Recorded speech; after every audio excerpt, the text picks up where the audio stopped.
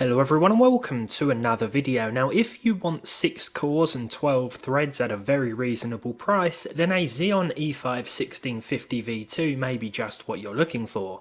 These Socket 2011 CPUs are usually found in pre-built workstations, and upgrading them isn't always straightforward, but thanks to low cost adapter cables like this, adding an aftermarket PSU with enough cables to accommodate a modern graphics card is possible.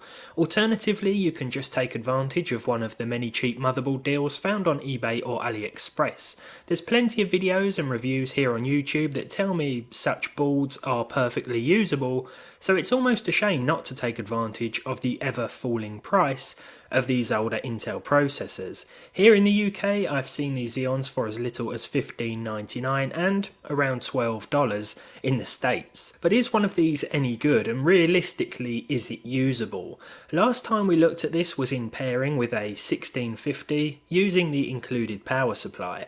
Performance was limited, but thanks to the PSU adapter I've bought today, I'm able to use my 3050 in here now. You can use any GPU that you want, providing your new PSU is sufficient, but going too much higher won't make much sense, as the processor will quickly become the limiting factor.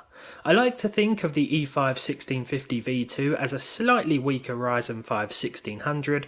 In CPU intensive applications, the 1600 will do better for sure, but in games and when using a card like the 3050, performance differences are less noticeable, especially when both chips are at stock. The difference is closer in some titles than in others, of course, and usually it's the percentile lows that suffer more than anything with the Xeon in comparison, likely because of the older architecture.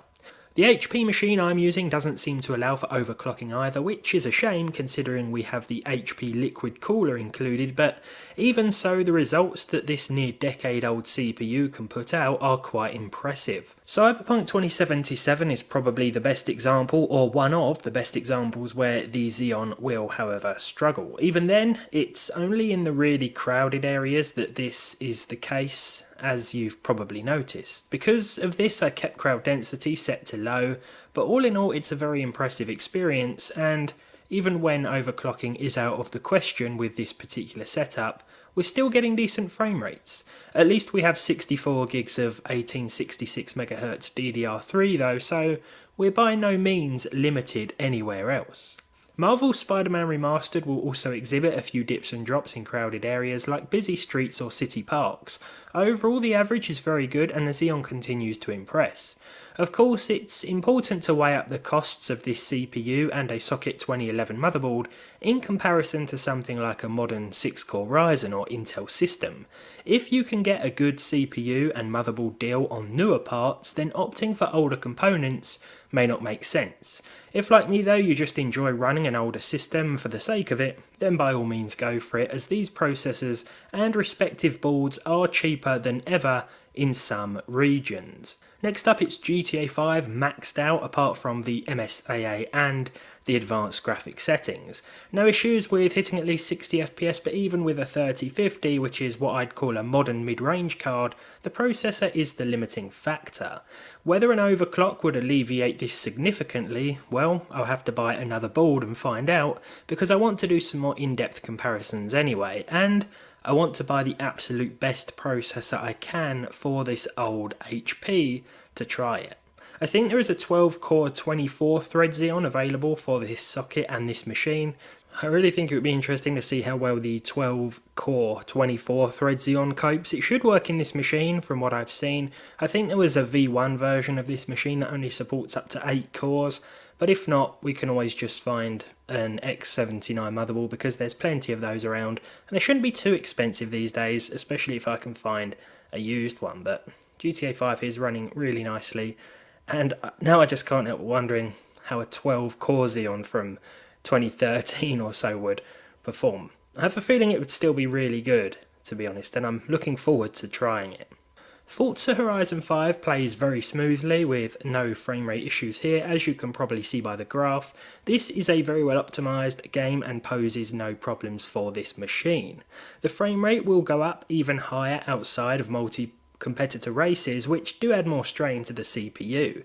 Now, if you bought one of these when it was brand new, you'd certainly have got your money's worth, though I can't imagine many gamers were purchasing these back in the day. I think if you wanted a 6-core 12-threaded chip, what was about probably the 4930K, the i7.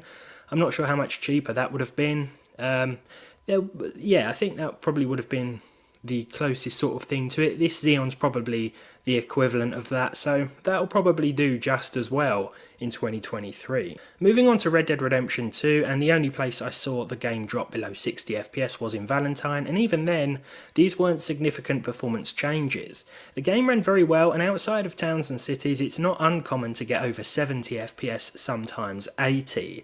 It's another steady set of results for the E5 in Red Dead here, and we're seeing the GPU being utilised a little more with this result too. I still don't think we'd see any benefit with a faster card, not at out of the box speeds anyway. The second to last result today is Hogwarts Legacy. Now, I'm not sure if it's the older architecture or just the game's optimization, but this doesn't run all that well. It runs, that's for sure, with over 30 FPS, and there's no problem with that, but hitting 60 is problematic for the E5, and again, I don't really know why, but performance of this game hasn't exactly been solid since it released. Now, that said, we are running a 10-year-old CPU, so I can't really complain too much or blame the game, and I'm surprised we haven't encountered more performance issues with this chip sooner and in other titles. Finally then, we have Call of Duty Modern Warfare 2. Here I went with the balanced preset, and the CPU limitations are clear because the 3050 is a lot more capable than this. That didn't stop our CPU from pumping out over 60 frames per second in combination with the RTX card, however, and this is a very nice result to end with. I'd recommend keeping things at balanced because you get a nice, well, balance between performance and graphical quality, and this is a nice place to be with the E5 1650 V2. So the only question that remains is, should you buy one of these? Well, if you can find a cheap HP workstation or any other workstation that includes one of these, or just an X79 motherboard on its own, then why not? Your favourite games will all start and run, at least from my findings, but please consider other options and the prices of those options where you live, such as first and second generation, that was a difficult word to pronounce, first and second generation Ryzen 5s, and cheap AM4 motherboards. There's also Intel chips to consider, like 8th and 9th gen CPUs, which I think lack hyper-threading, but should still be very capable as well. And not to mention the 10th Gen i5s, like the 10400F. With all that said, the E5 1650 V2 has really impressed me today, and I'd love to know your thoughts down below in the comments. As always, if you enjoyed this video, leave a like, leave a dislike if you didn't, subscribe to the channel if you haven't done so already, and hopefully I'll see all of you in the next one.